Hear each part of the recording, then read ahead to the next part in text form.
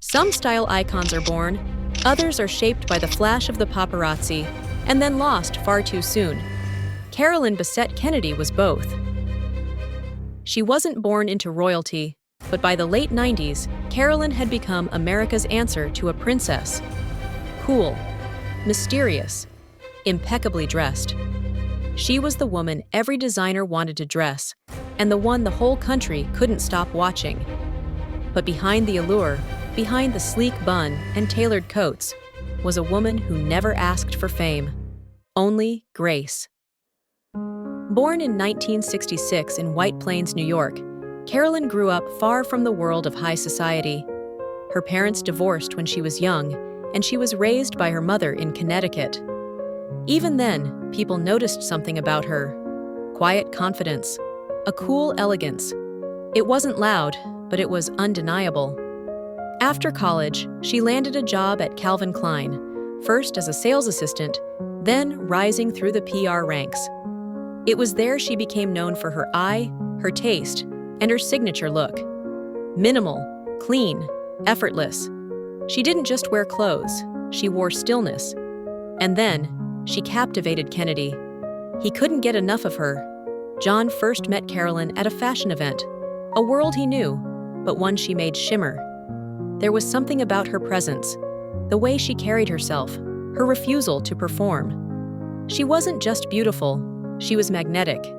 He pursued her relentlessly, drawn to her independence, her style, and her ability to remain unfazed by the Kennedy spotlight.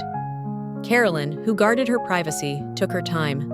But eventually, she said yes, to the man, and to the legacy he carried. Their 1996 wedding, on a secluded island in Georgia, was a modern American fairy tale. No press, no spectacle, just two people trying to preserve something real in a world obsessed with spectacle. But the cameras followed anyway. Almost overnight, Carolyn became the most photographed woman in America. She couldn't walk her dog or hail a cab without a mob of lenses tracking her every move. She became a fashion icon simply by being herself, but the price was steep. Every frown was a scandal, every silence a headline. Friends say she felt overwhelmed, isolated, and behind closed doors, the pressure took its toll. There were arguments, tension, attempts at therapy. John was still grieving his mother's death. Carolyn was battling her own loneliness in a world that expected her to be perfect. And then, like so many Kennedys before, her story ended in heartbreak.